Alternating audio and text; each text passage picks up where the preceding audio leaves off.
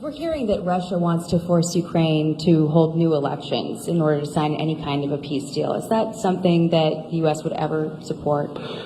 Well, we have a situation where we haven't had elections in Ukraine, where we have martial law, essentially martial law in Ukraine, where the leader in Ukraine, I mean, I hate to say it, but he's down at 4% approval rating, and where a country has been blown to smithereens. You got most of the cities are laying on their sides. The buildings are collapsed. It looks like a massive demolition site. So many of the cities. I mean, they haven't done it in Kiev because I guess they don't want to shoot too many rockets in there. They've done it 20%, but they haven't done it 100%. If they wanted to do it 100%, it would probably happen very quickly. But you have cities that are absolutely decimated. And yeah, I would say that, when they want a seat at the table, you could say the people wouldn't the people of Ukraine have to say, it's been a long time since we've had an election. That's not a Russia thing. That's something coming from me and coming from many other countries also. Ukraine is being just wiped out. Look at what's happening to the cities. There are cities, there's not even a building standing. It's a massive, you talk about Gaza. I mean, it's literally, these cities look like Gaza. Actually, many have, percentage-wise, more buildings knocked down than in Gaza. So, people are tired of it. People want to see something happen. And, the other thing that it's been bothering me for a long time, because I solved the problem with NATO. They paid hundreds of billions of dollars into the funds of NATO when I said you got to pay, because the United States was paying for European countries, and then they take advantage of us on trade. But I've seen it. Look, they have to pay. They have to find out, where's the money going to? We have, I believe President Zelensky said last week that he doesn't know where half of the money is that we gave him. Well, we gave them, I believe, $350 billion, but let's say it's something less than that, but it's a lot. And we have to equalize with Europe, because Europe has given a very much smaller percentage than that. I think Europe has given $100 billion, and we've given, let's say, 300 plus. And it's more important for them than it is for us. We have an ocean in between, and they don't.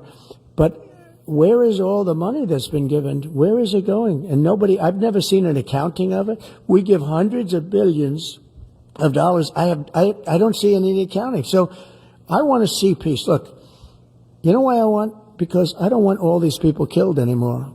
I'm looking at people that are being killed, and they're Russian and Ukrainian people, but they're people. Doesn't matter where they're from on the whole planet. And I think I have the power to end this war. And I think it's going very well. But today I heard, we weren't invited. Well, you've been there for 3 years. You should have ended it 3 years. You should have never started it. You could have made a deal.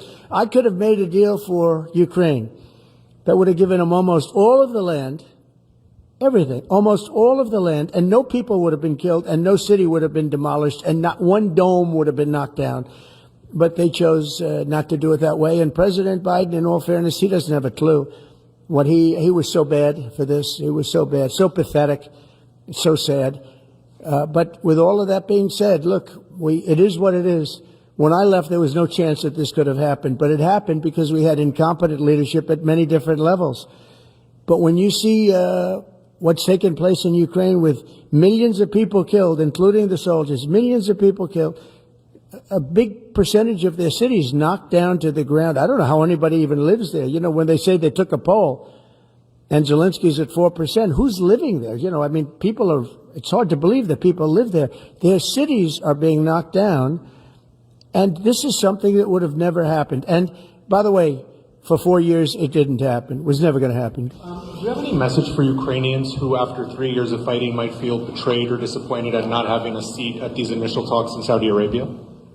Well, I think I'm really disappointed in what's happened. I've been watching this for 3 years. It's a war that would have never happened if I was president. And I've been watching these people being killed at levels that you've rarely seen, not even close, since the Second World War.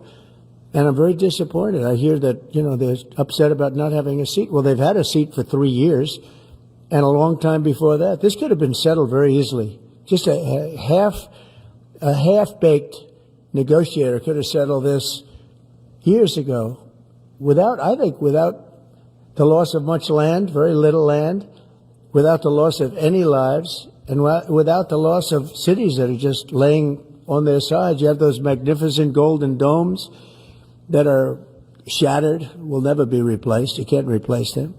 1,000-year-old domes that are so beautiful. You can't replace that. The whole civilization has changed because of what. So when they're worried about not being seated, you mean somebody that should have gone in and made a deal a long time ago. You could have made a deal. This is one that could have made a deal. There was no talk of this during the Trump administration. Putin would have never, ever done it. And by the way, we wouldn't have had October 7th. You know that. We wouldn't have had October 7th either in Israel. And we wouldn't have had that mess that's going on over there. It's like we have great fire people here. We're putting out fires all over the world. We're putting out fires. So that wouldn't have happened. And you know what else wouldn't have happened? Inflation. Because it was caused really by the cost of energy going through the roof because of their bad energy policies and also their spending, their terrible spending, wasteful spending on the Green New Scam. It's a scam. It's a whole big scam.